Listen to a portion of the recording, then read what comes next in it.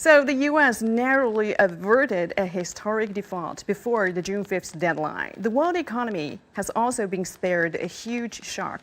But has the debt deal substantively addressed the risks to the U.S. fiscal sustainability or simply kicked the can down the road?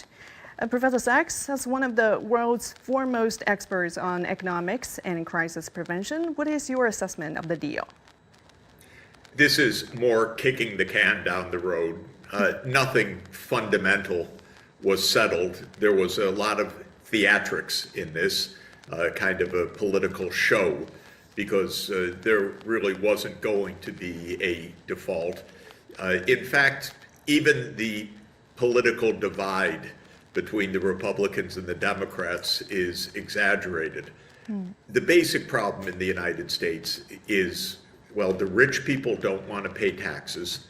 The companies don't want to pay taxes. The US government wants to spend a huge amount on wars and military. And this has been going on for quite a long time.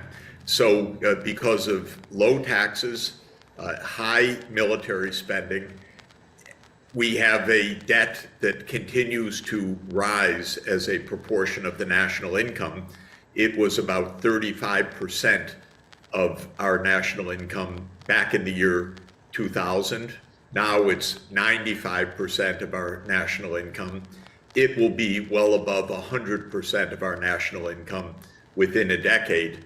And our political system is not addressing this at all. It's making minor adjustments, but there was no debate on taxes at all because neither political party wants to do anything about taxes.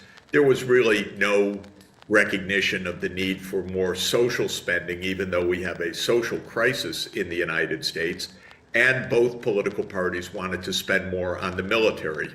So this is kicking the can down the road with a lot of theatrics around it. Well, as you mentioned, the military spending, which is also a concern for China because it caps non-military spending but maintains a very high defense budget, which is larger than the next 10 countries combined. And we know one of the key objectives of the Pentagon is to deter China. How do you make sense of it? Well, the United States is spending 3 times what China spends on the military, and as you say, more than the next 10 countries combined. I think it's a waste of money. I think if the US and China sat down and negotiated over arms control, we would save a lot of money and be much better for the whole world.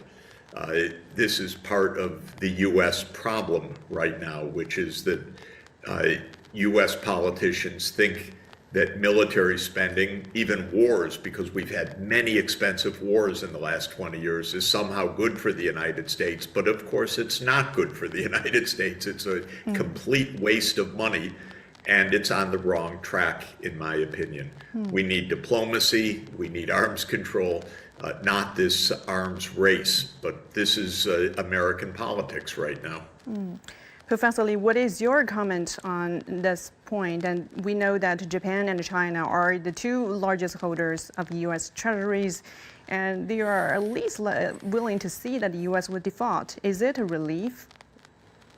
Well, it is certainly a relief because China not only is a big holder of U.S. Treasury bill, but also China is a stakeholder of the international financial system, of which the U.S. still is at the center. Let's face it.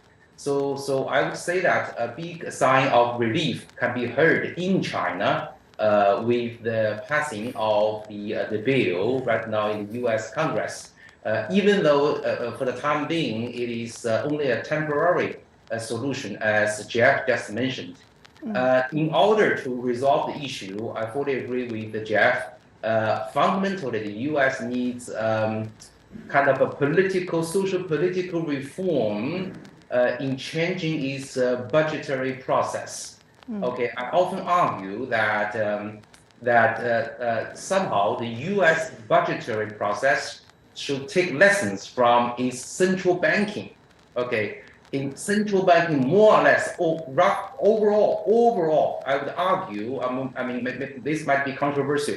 Overall, the U.S. Federal Reserve manages its monetary policy much better than the U.S. federal government managing its budget, because the U.S. Fed is relatively independent of the federal government and relatively independent of politics. So in China, I'm working with scholars like Jeff Sachs. We established a society called Society for the Analysis of Government and Economics, registered in London. We're trying to push for a reforms of the government in the economy, trying to resolve such issues like budget deficit and debt savings. Professor Sachs, do you think reforms are necessary? And we know that the U.S. Congressional Budget Office projects interest payments may reach $600 billion this year and $1.4 trillion in 2033. What is your overall view on the sustainability of U.S. debt at this level? The Congressional Budget Office makes a forecast for the next 30 years. And so they make a forecast to the year 2052, actually, most recently. And they show the debt rising to 185% of the national income if we continue on the current policies.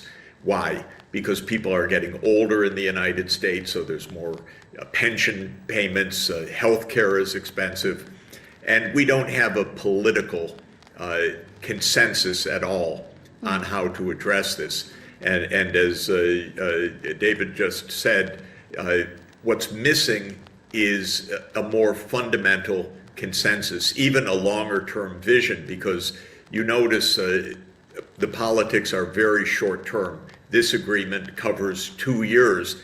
There was no discussion about the long term, none. And there was no serious attempt to look at a long-term solution. This is the problem with the U.S. politics right now at a deeper level. Our political system, in my opinion, has become highly corrupt because of the big monetary contributions of billionaires and corporations.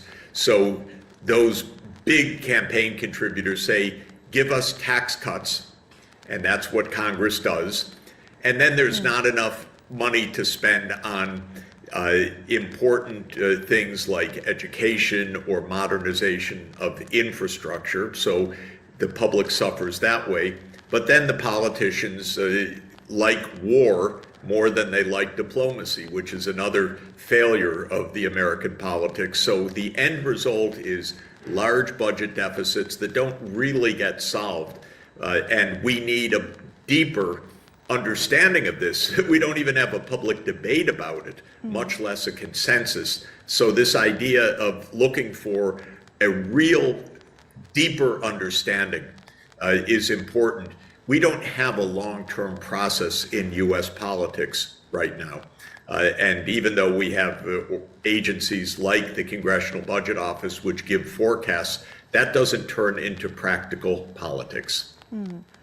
So, Professor Lee, you talked about changes needed, but without meaningful reforms, how seriously do surging deficits and debt servicing costs threaten the economy going forward? Well, in my view, it's more serious than most people have realized. Why do I argue that?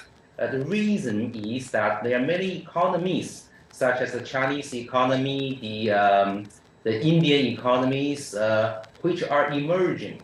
And with the emergence of such new economies, let's call them new market economies, they are also providing financial securities or financial products, such as their own treasury bill, their own national sovereign debt, which are becoming increasingly possible to provide alternatives to the U.S. Treasury bill, right? So if I do worry, I worry quite a bit.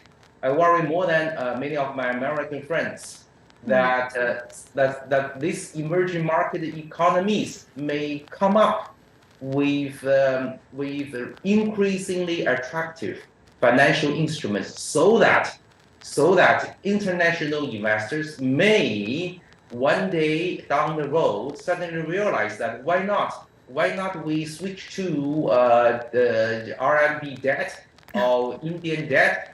When that moment comes, we will see a tremendous financial crisis, the mother of all financial crises, much more severe than 2008 financial crisis. Now, don't get me wrong. I pray this day would not come, because when it comes, there's no winners. There's no, including the Chinese economy. There will be a chaos. So Jeff, I don't know how worried you are. I am very worried. There are people in China pushing for internationalization of RMB. I say I'm supportive of internationalization of RMB, but let's be careful. Let's be careful. I worry about a sudden switch from the US dollar to other currencies so that everybody will lose. Okay, I hope the process will be properly managed. Indeed. So, Professor Sachs, you mentioned the deadlock in US politics. The increasing political partisanship may have harmed the position of the United States in the world. As one of the leading global development economists, do you have any suggestions to how to find an off-ramp from this? Well, first of all, it's not really partisan politics because both political parties get the campaign contributions from the same corporations and the same rich donors. So a lot of what looks like rivalry between the Democrats and Republicans is more about personalities. Both parties actually respond to the same financial interests to a very large extent. It's very surprising because we talk about polarization, but it's not really polarization between the parties, it's between the rich and the poor. And this isn't reflected in our politics very well. I think over time, the role of China and India and others in the world economy will grow, and the relative role of the US dollar will decline. Also, the American policymakers have been very destructive about the role of the dollar because they have used the dollar in a very militarized way. For example, confiscating the foreign exchange reserves of Russia, $300 billion. I think this is completely wrong. If you want other countries to use your currency, you don't confiscate those reserves. So I think the US policymakers have made very big mistakes in militarizing the dollar because the means of payments should not be politicized this way. It should be a technical operation.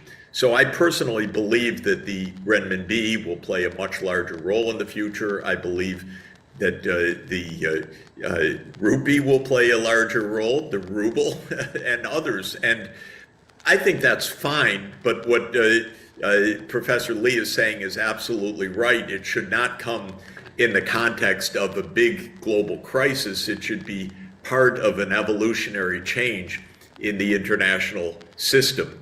But I think it's a change in the right direction, actually. No one country is going to dominate the world economic or geopolitical system, no matter what they think. It's going to be a multipolar system and a multi-currency system as well.